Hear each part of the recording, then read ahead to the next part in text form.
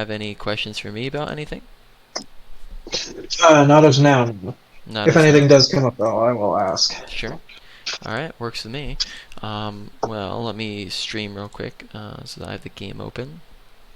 And then let's go over target priority really quickly here. No, right. And then we'll get into team play communication. Sounds good. Okay, so target priority in Overwatch has a couple components to it, but there's one really big component, and that's really basic, and then there's also another component. So the probably I'd say like a little bit less important component is going to be the value of a target. So in target priority, high value targets are obviously going to be something you want to kill, right? So high value Mhm. targets could be a couple different things. Generally speaking, I'd say tanks have like a little bit more value in them for high impact than some other roles because they kind of combine the two into one. I wouldn't say it's two times value, but I would say it's a little bit more value than killing a DPS or support. Someone with a big ultimate available is going to be a high value target to kill. Like if they have a graviton, and you might want to shut down the grav, or if you know that they have a nano blade to combo, you might want to try to kill one of them to shut down their ultimate. Or if somebody's just kind of hard farming during the game. I mean, like maybe if you have like a Pharah Mercy and they're just kind of taking over the game, it might be very high value to take them out because they're getting a lot of value. So value is an aspect of target priority. But the even simpler aspect of target priority for a team and for individually is just who is the easiest to kill, because the easiest to kill characters will actually die, but the hardest to kill characters, they'll just, kind of keep living even though you're shooting at them. By design, tanks are the hardest in the game to kill. They have 2 to 3 times the health of other characters, they have armor, they have shields, they have tanking abilities, they get healed the easiest, they just have the most sustain. They're going to be alive the longest. So, therefore, you probably don't want to be shooting at them the entire game. And if your team's only ever focusing the tank, then that might be a problem. Then that's not to say that you never shoot at the tanks. I mean, of course, you can still shoot at them, but really only if they are low, out of position, or if they're the only thing you can shoot at, right? If you don't really have any other options, then go with a tank. That's fine. Um, but if you have the option, right, to pick something else, so let's say you have equal opportunity. So over here is a tank, right? We can put a tank over here. Over here is a tank, and over here is a squishy. If we have the equal opportunity, we would go for the squishy. There's no reason to go for the harder to kill tank. Um, Yeah. if they're next to each other, same thing. Even if the tank is blocking the easier to kill character, it might be worth it to try to actively seek out the other character. That a lot of the time that's easiest for DPS going on off angles, or divey tanks going just jumping straight to the back line on them. But you actively go and seek out the easier characters because then they'll actually die. Even among squishier targets, there's going to be easier and harder characters to kill. Like they're going to be, like for example, let me ask you, who would you say is generally easier to kill, a Hanzo or a Lucio? I would say Hanzo. Hanzo, yeah, exactly, because Lucio just has a lot more speed, a lot more healing. He's going to be zipping around all the time. But who's going to be easier to kill, a Tracer or an Ana? I would say probably an Ana. Yeah, exactly, right? Ana does have self-heal and nade, but Tracer's just so survivable with blink and recalls, that she is one of the harder characters in the game to kill. But then usually tanks kind of top the list, in difficulty. So you Yeah. can come up with kind of a priority list as you go through your game, and you just want to make sure that the team's not always fixated on the tank all the time, which can become a problem. Does all that make sense? Any questions on it? No. All right, cool. So let's talk about communication and teams and things like that. Yeah, okay. I don't think we talked about any of that last time. So let's talk about team play. So basic fundamentals. Let's talk about, because we were just talking about target priority, let's start with the basic, like target calling. So when it comes to team play in Overwatch, there's different elements to the game that make up team play, right? Obviously, you have elements of everyone being on the same on the right comp, and on the right map, and everyone's playing together and not playing split. But a really, really big chunk of team play is going to be how you're talking to each other, right? Otherwise, Hmm. everyone, if you're not talking, then everyone's just kind of, it's no different than ranked if no one's talking. So, what are the different structures of speech that we can make that allow for proper communication Overwatch? One of the first things we'll talk about is target calling. Target calling is very simply just making sure that you have somebody who's calling out who you're shooting at, so that everybody's shooting at one thing instead of everybody shooting at five things. If everybody individually is each shooting at their own thing and everyone's tickling one character, then nobody really dies very efficiently. You might kind of have, like, people die over time, but once again, it's just deathmatch. But if every person on your team looks at one person, then you're going to blow them up instantaneously. They're just going to die really quickly, and then you get the kill, and then you swap to the next character. So what this will sound like and look like, and you'll get this if you and you'll hear this if you listen to any pro level play. Like if you ever were to watch, I mean, Overwatch League is dead now, but you have the new pro league coming up, Champions, something like that. If you listen to pros when they are talking, you'll hear that their comms during a fight will sound like this, where they'll say, Ryan, Ryan, Ryan, Ryan, Ryan, Ryan, Ryan, Genji, Genji, Genji, Genji, Genji, Tracer, Tracer, Tracer, Tracer, Tracer, Luce, Luce, Luce, Luce, Ana, Ana, Ana, Ana, Ana, Ilari, Ilari, Ilari, Ilari, right? And they'll just be repeating the character's name over and over and over again. And what that does is it gets everybody on the same page so that they're all looking and shooting at the same person. Now, that doesn't want to be the only comms you have, but during a fight, it's a big thing.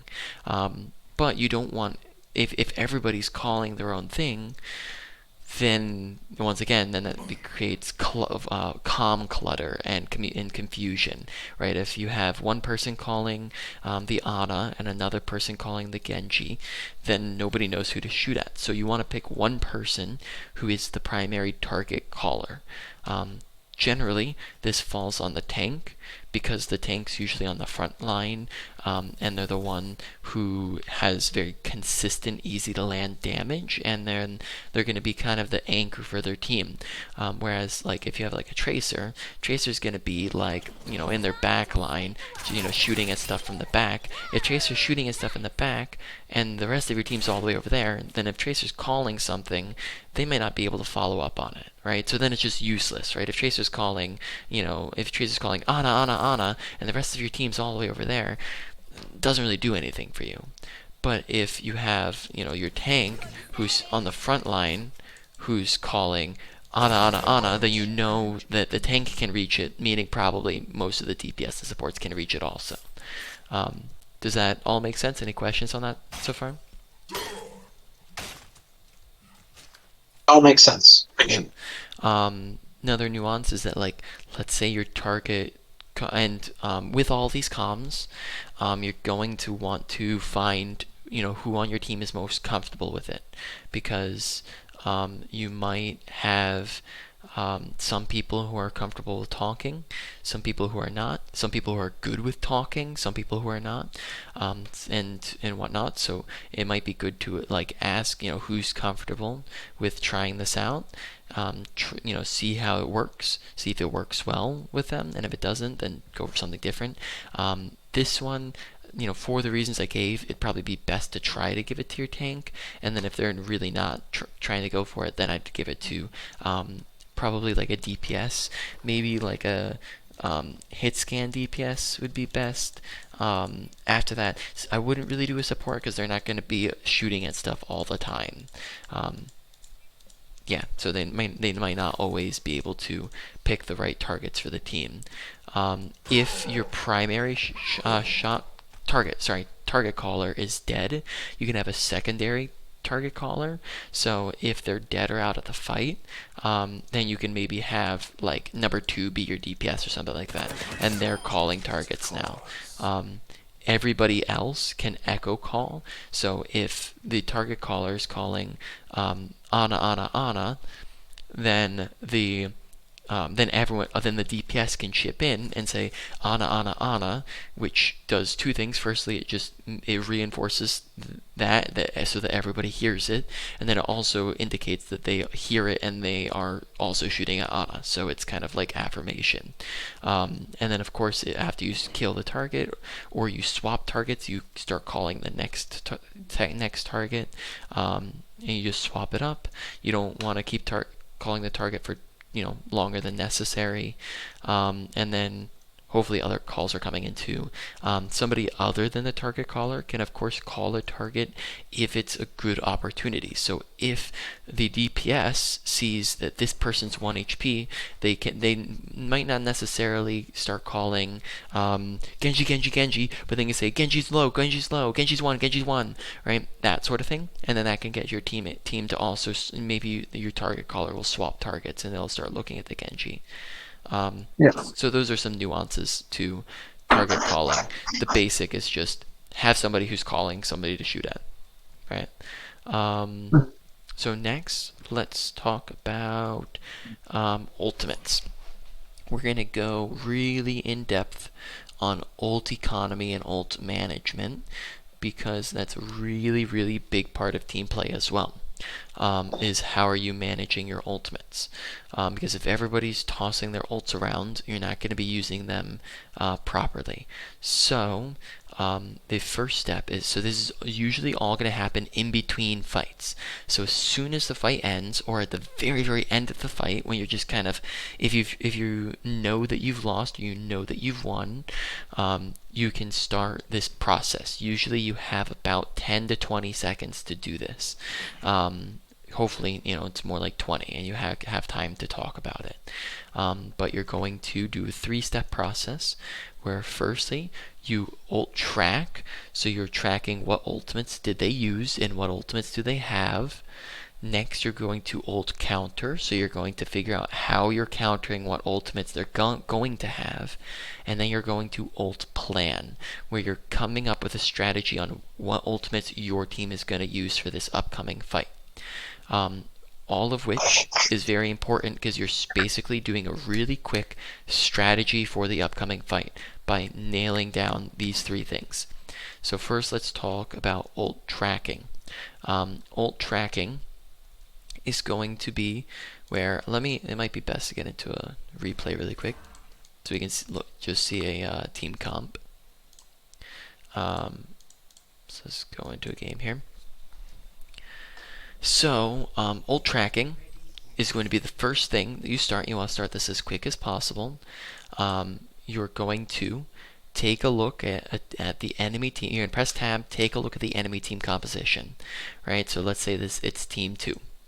Right, you're going to take a look at it after the fight, and you're going to scan it from left to right, and you're going to think to yourself, last fight I saw or I heard that they used Nano, they used Moira ult, and they used Blade, right?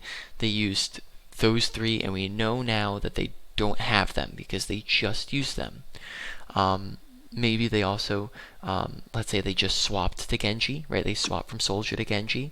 So now that's fresh. They don't have that one. So 3 ultimates, we know they won't have that for the upcoming fight. Now maybe you're not too sure on Mei or D.Va, so you ask your team, did they use Mei or D.Va? And their team says, yeah, they used Mei. So now you know through a process of elimination, because they used all other ultimates, that they only have the Diva ult for this upcoming fight, which allows you to prepare for it. Knowing that they have it allows you to prepare and be ready for it. This is very important, especially when it comes to big ultimates. But the problem is you can't just stop with what do they have, because if you just stop with what they have, then you don't have a plan. For example, let's say that you know that they have Nanoblade, but if you don't do anything, you're not talking about how to stop it, then they're just gonna come in and they're gonna Nanoblade and they're gonna win the fight anyways, right? So that's where ult countering comes in, and you say they have Nanoblade this fight, so what are we doing to stop it? Sorry, I think I skipped one part of it. Other things that can also impact ult tracking is just know in general. Ultimates come every 2 fights, roughly speaking. So you get an ult, you use the ultimate, you go a fight of recharging, and then you get it again. You use it, fight of recharging, you get it again, right? So it's roughly every 2 fights, which is why if they just used it, you know they won't have it in the next fight. But if they didn't use it, then they'll have it for your fight in the upcoming fight. So that's why it's pretty easy to track it. If you know what you're doing. Other things that can impact this is some characters charge ults faster than others. Usually, like a Tracer is going to charge ult faster than like a Lucio. And then also you have to pay attention to how much is the person doing.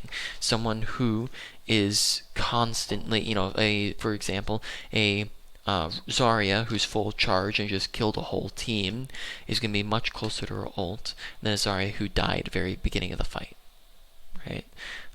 So that's ult tracking. Ult countering is you're going to take your info and you're going to think, this is what we're going to do to counter a Nanoblade.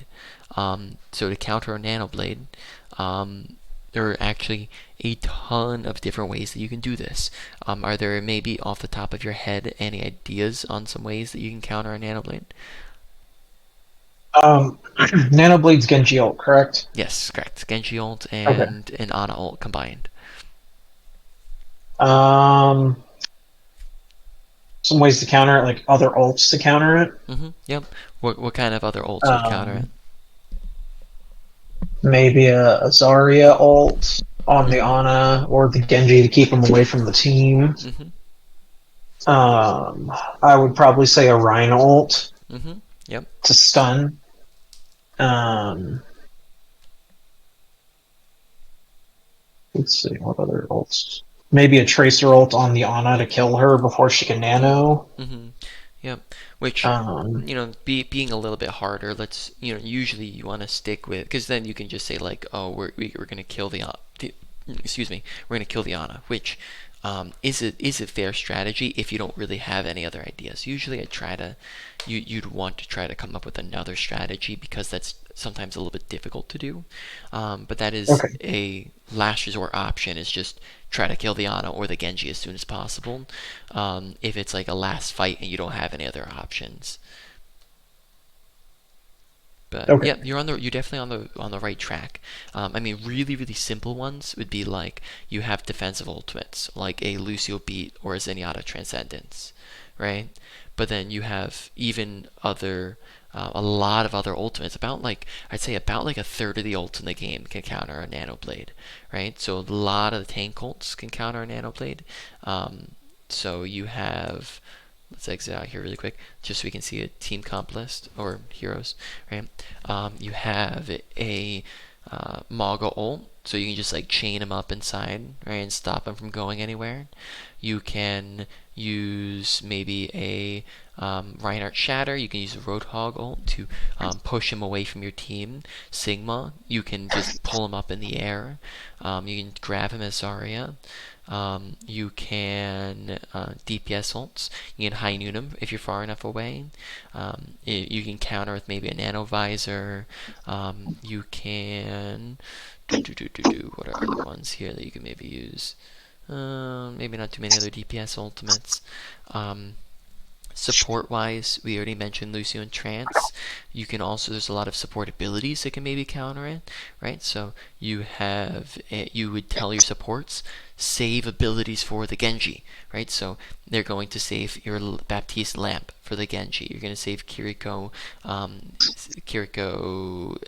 I'm blanking on the word for it, but invulnerability, right?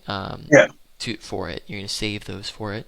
Um, Other things, right? So those are all good counters. Those would be like solid defensive options, right? Where you say that would be the old countering. Is you're gonna say we don't have Lucio beat, so we're going to use Roadhog Ultimate.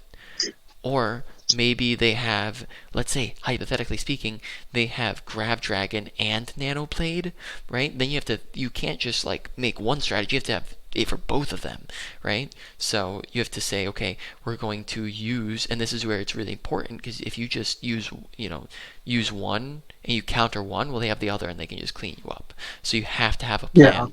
So let's say they use a Grav Dragon and you say, okay, we're going to Transcendence for the Grav Dragon, but then they have Nanoblade directly afterwards. So then you say, okay, we're going to whole hog the Nanoblade away, right?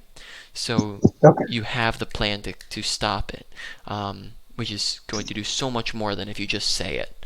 But you can't come up with a plan if you don't know what they have, which is why ult tracking is important. Um, then other really good strategy that will counter a lot of ultimates in the game, a lot of big ults, is going to be staying split. So if you tell your team they have a Grav Dragon, if your team spreads out and doesn't stay clumped together, then even if they grab, they're only getting one, maybe two people in it, right? Which means that you have a much better chance of actually of winning the fight. And she's just going to keep holding on to it. If she just keeps holding it if she doesn't see a good grav. So you're going to delay it. So that would work against a grav. That could work against a Sigma ult, right? If you just everyone stays super spread out. Works against Shatter. Maybe works against Mauga to an extent. Junker Queen ult. Doomfist ults. Could end up working against Orisa ult, could work against a Tire, right? If Tire's coming after you, you don't want to all clump up in a ball.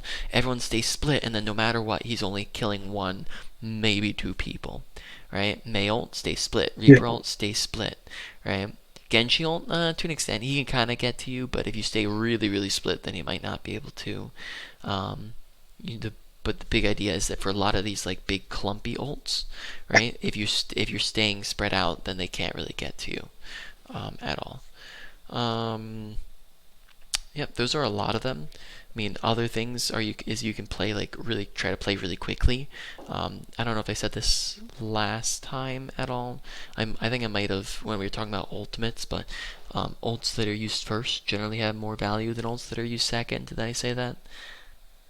Yes. Yes, and general rule of thumb is you want to use them at the start of the fight. So sometimes your strat could just be like you said, just try to run in and kill them as quick as possible, right? But that's usually like that's your strat if you have no other option, right? Like if you don't have an ult that can counter it, you would just try to run in and kill them as quick as possible.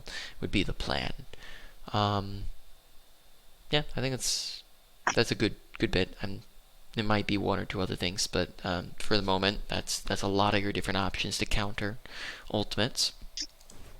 Um, After ult countering, you want to think about ult planning, right? Because like we said, I mean, I guess actually let me just go back to the main menu here.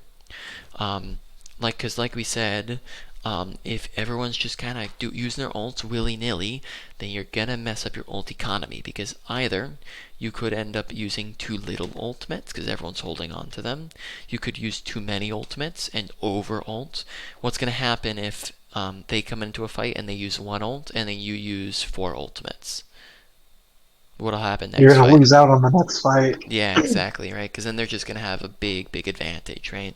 Not a guarantee, but it's, you're just giving a massive advantage for their next fight. So usually you don't want to over ults, and you also are going to be able to combo your ults if you're communicating it.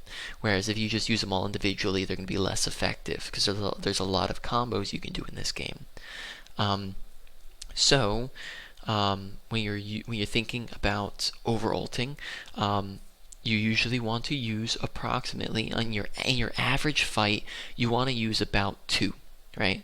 Because if you use two ish, right, maybe 2 to 3, then you'll always have two for the next fight, right?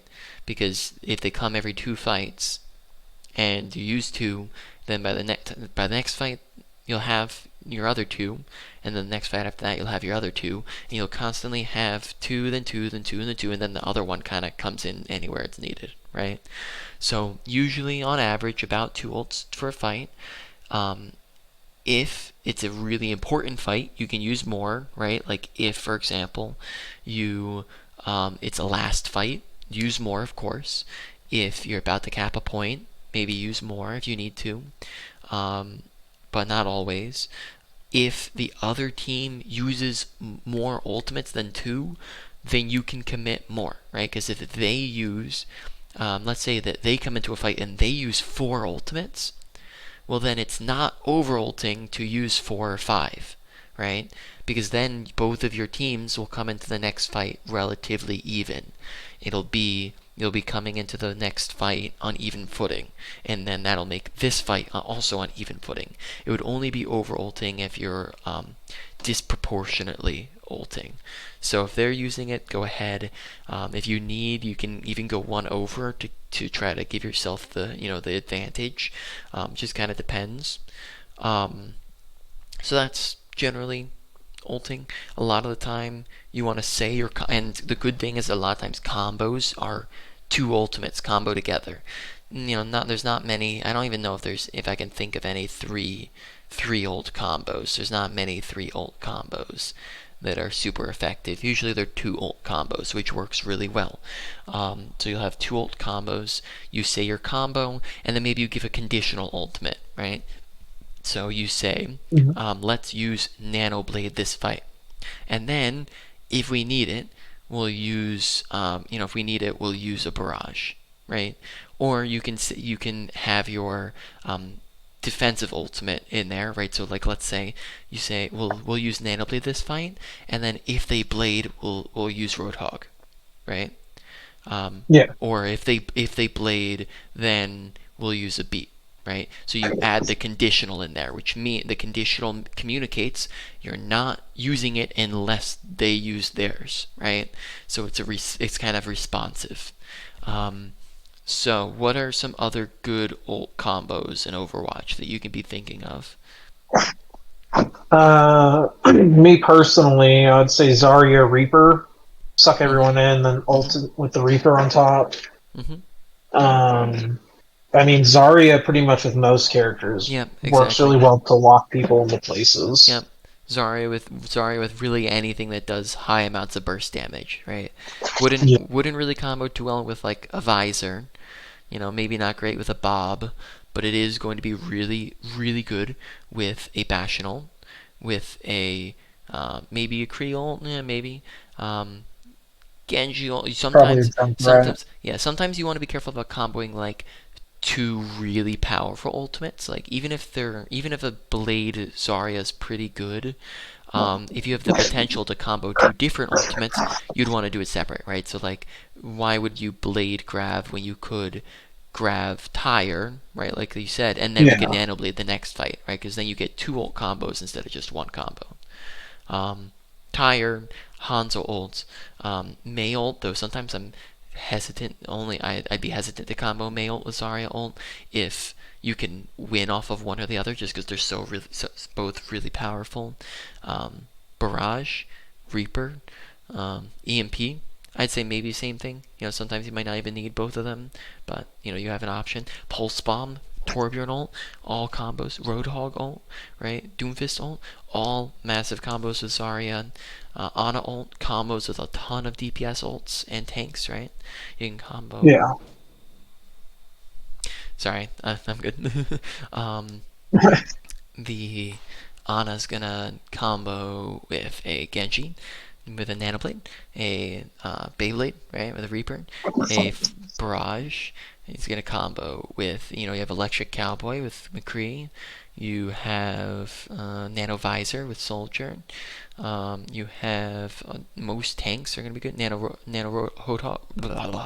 Whole Hog, right? Um, Yeah. a lot of tanks are gonna benefit from a Nano. Um, let's think of some other unique ones, right? You can combo, maybe you can combo. Those are some big ones, right? You can combo Mog ult with a ton of things, right?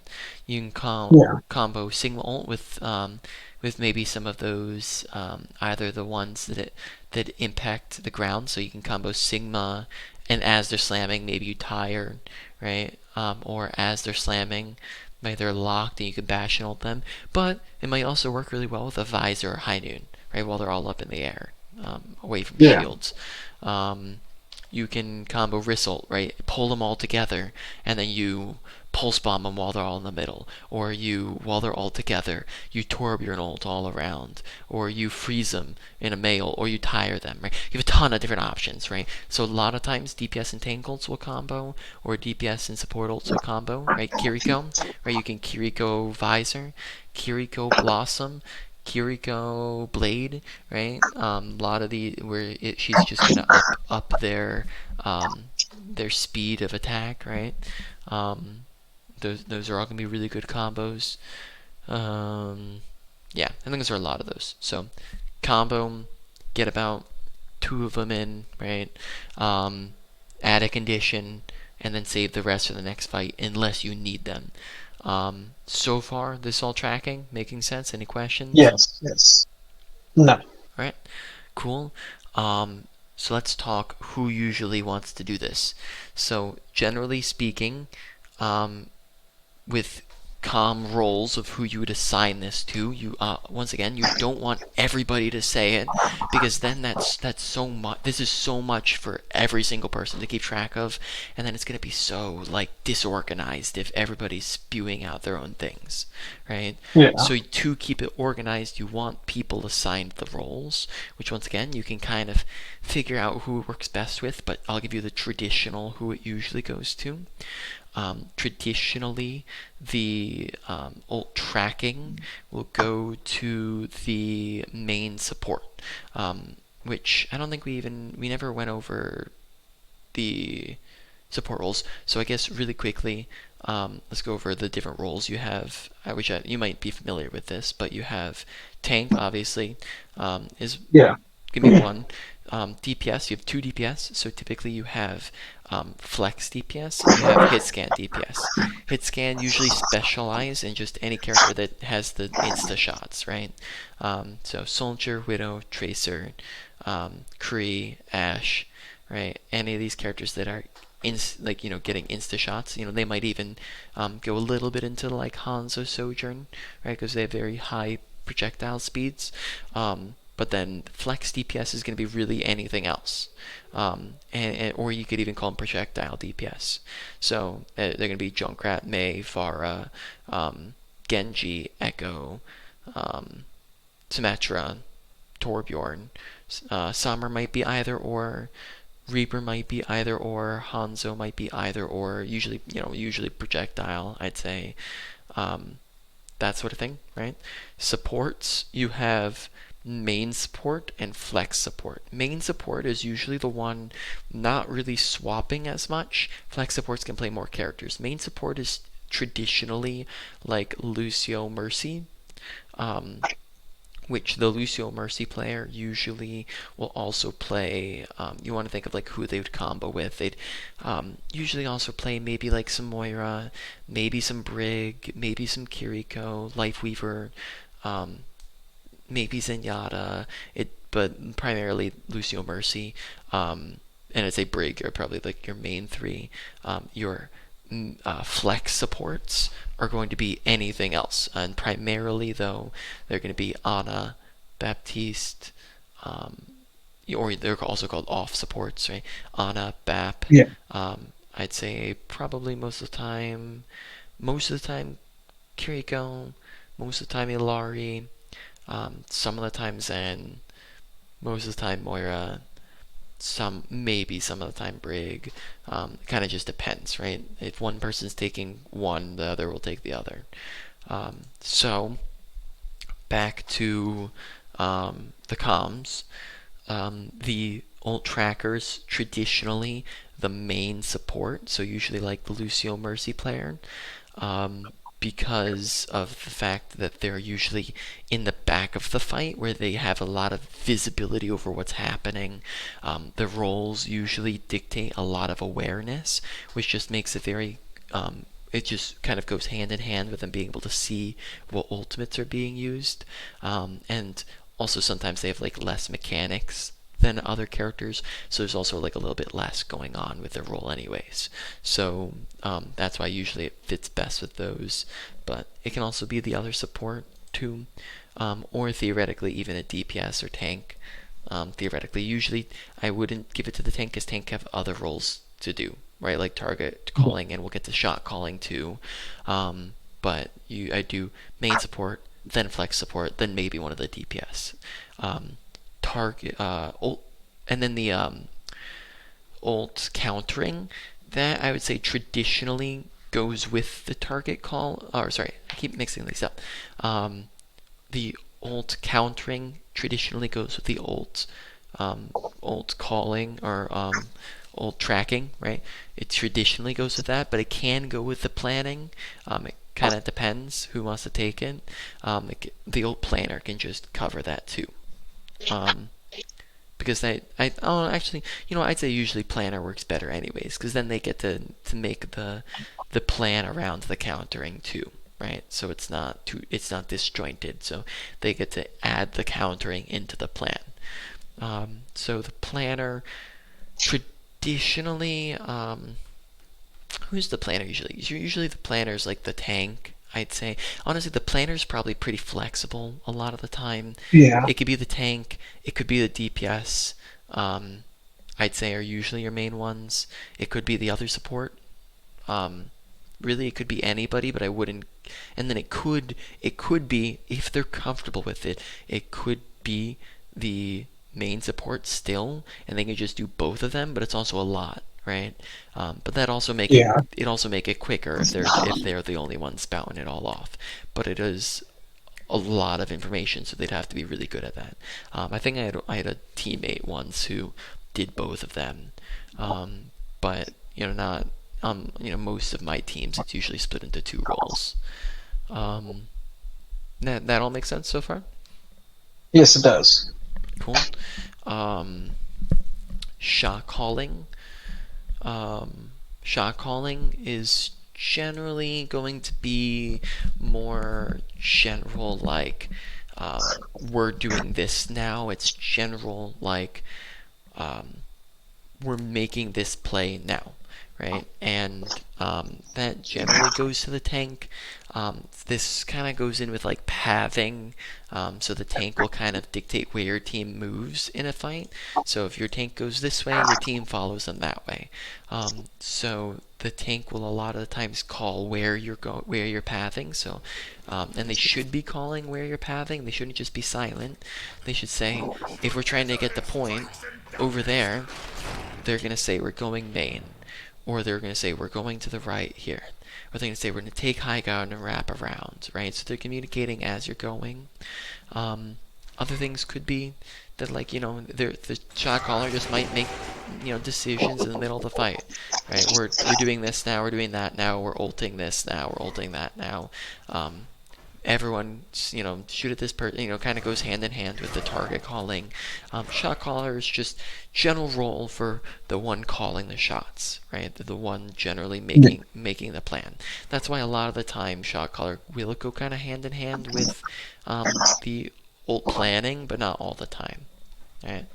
Um, Other things with ult planning is if somebody has a really good plan, they can shout it out there real quick, but you want to make sure that there's still order, and you don't constantly have your DPS going, I'm ulting this now, I'm doing that now.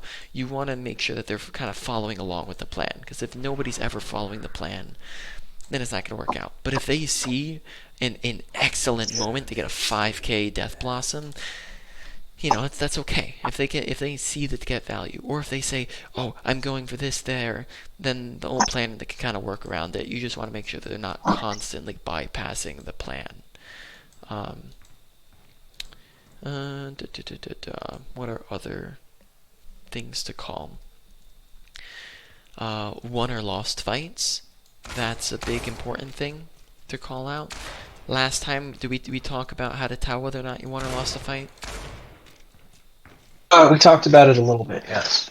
Yeah. A little bit, or did we go in depth on it? Did we talk about like the advantages and disadvantages and how those play into it? Yes, we did talk about the disadvantages of like same with just letting a death happen comparatively to stacking the timers. Hmm. We talked about that as well. So Mm-hmm. lost fight and deaths kind of went hand in hand. Yeah. So I'll give you the really quick recap, and then communicating it. 1 to 2 is an advantage or disadvantage. 2 to 3 is a won or lost fight.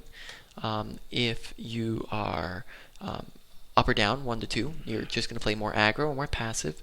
2 to 3, that's going to mean you play uber aggressive, go, go, go, or you're backing up and playing passive, and you either, like you said, you get out if you can, or if you can't, you let them kill you. And then you're also going to, at the same time, not use any ults in won or lost fights. 2 is the middleman, so it can go either way. Other advantages and disadvantages will play into that, right? Who has more abilities, ultimates, closer spawns, health, better positioning, things like that. Um, Now, how do you communicate this? Generally, I'd say probably have like one person as the caller for it, um, but then you also, at the same time, anybody can call it because sometimes somebody might recognize it sooner than another.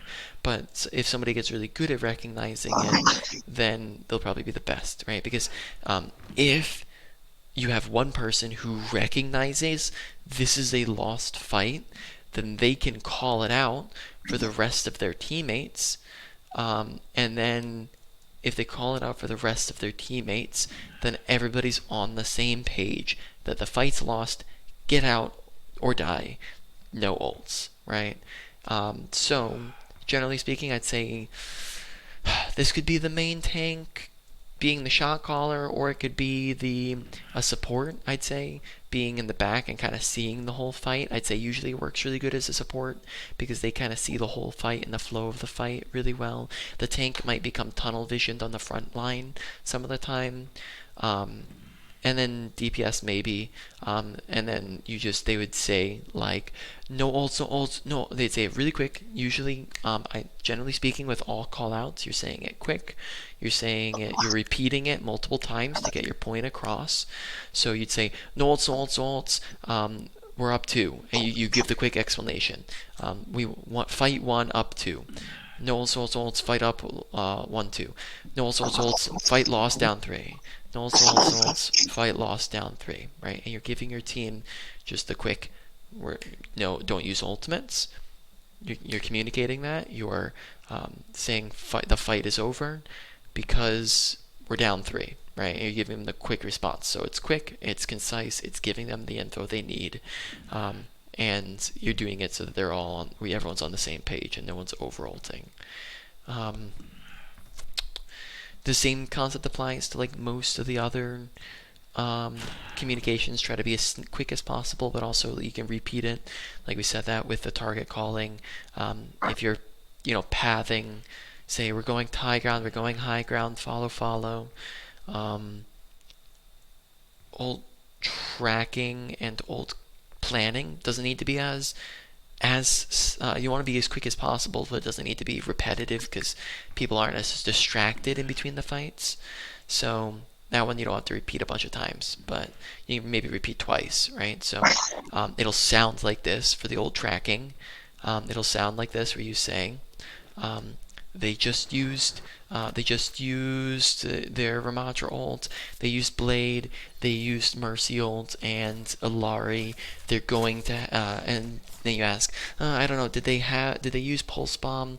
They say no, they didn't. We know your teammates confirm they didn't use pulse bomb, so now you know. And then you say, okay, they have pulse bomb. Your ult tracker, sorry, let me clarify. Your ult tracker doesn't need to say all of that out loud. They don't need to say the first part out loud, the part where they're thinking through what they used. They can just ask. They can start with the asking. They can think in their head. They use this, they use that, they use this, and then they ask, did they use this or that? And then they respond, and then you say, okay, they have this and that, right? So they don't need to say the whole thing out loud, just the what did they have and what did they use and what do they have. Next, the old planner. Immediately afterwards, we'll say, okay, we're going to combo this and that, use this conditionally, and we're going to, if they use that, and this is going to be how we counter that, right? So they're just as quick as possible. We're saying all of this, like I said, hopefully should be within like 20-ish seconds. All this makes sense? Any questions? And No, it does make sense. cool. Um, we're approaching kind of near the end. So we have about like 7 more minutes. Um, any questions on anything else? Any other topics you want to cover? No, you really cover a lot of the topics that I feel the team has been having issues with, which is communication and ults Mm, awareness, because I've noticed them run into that problem quite a bit, being like, I don't know if the ult's down or not, and no one's calling it out. mm-hmm. Yep. For sure. 100%. Out of curiosity, who's on the team still? Because I know you guys a lot. Because I was coaching all the players individually, one on one, but then I know that some stayed, and then I know some left. Some were like on temporary leave, so kind of have no clue who's still around. So who do you still got on the team right now? Right now it's Summer, Andrew, Mm-hmm. Brandon, Nick, Zach, I think and the new Zach's new. Who's Zach and Will. did Will come back? Is it the same Will as before? No, he's on temporary leave. He was replaced by Tim Oh, gotcha. Okay, as of so now. Will's on temporary leave, and then Tim is in. Okay, gotcha. Yeah. All right, sounds good. Um, well, let me think. We covered a lot this session. Just kind of spouting Yes, nonstop. we did. Um, now I have to kind of figure out where to go next with coaching because we have talked about a lot of different fundamentals. Um, I mean, we can start in our next session, unless we have other things to go into. Unless I think of other topics to kind of just do a lot more monologuing and lecturing on. We can maybe start getting into gameplay. If you want to, it'd be great if maybe you can bring replays from your team scrimmages, maybe like one or two of those, and we could start taking a look at those and applying the things we've been talking about, and kind of going through how you can like look at them while you're going. Does that make sense? Okay. Yeah. Yeah. Do you know how to get replays and everything? Yeah. Yes, I've discussed it with Coach Kevin, and he's given me the ability to start looking at them and like reviewing them. Cool. So All right. Usually best games, and even for yourself, if you guys are ever as a team decide to do your own replay reviews, which I know can sometimes be helpful.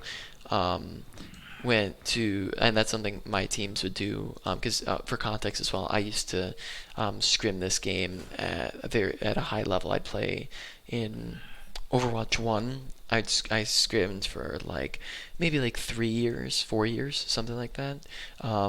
And I played at like 4,500 levels, 400, sorry, 4,400 to 4,500 levels, which would be approximately in Overwatch 2, GM1, maybe like top 100 scrimmages. So when some things that we would do is like once in a while we would do like a replay as a team, and that can get kind of you go over like macro stuff, and that could get like everybody on the same page about things. Um, Yeah. as you're like slowly breaking it down, because sometimes maybe like covering content in the middle of games can be difficult for people to visualize, um, potentially. Um, Games that are best to review are going to be games that you felt were where your team played averagely, not playing superb or not playing horrible, because playing horrible usually means you're making extra mistakes that are pretty obvious. Playing superb means that you're playing above average and not making your usual mistakes. So you want to find the usual mistakes that are happening in 75% of your games, and um, then you also want competitive games. You don't want like a roll one way or the other. And Yeah. then finally, you want usually losses are a minor preference, but wins are also fine a lot of the time. All right. Final questions? Any final questions? Not that I can think of, no. All right. Cool. I will get you your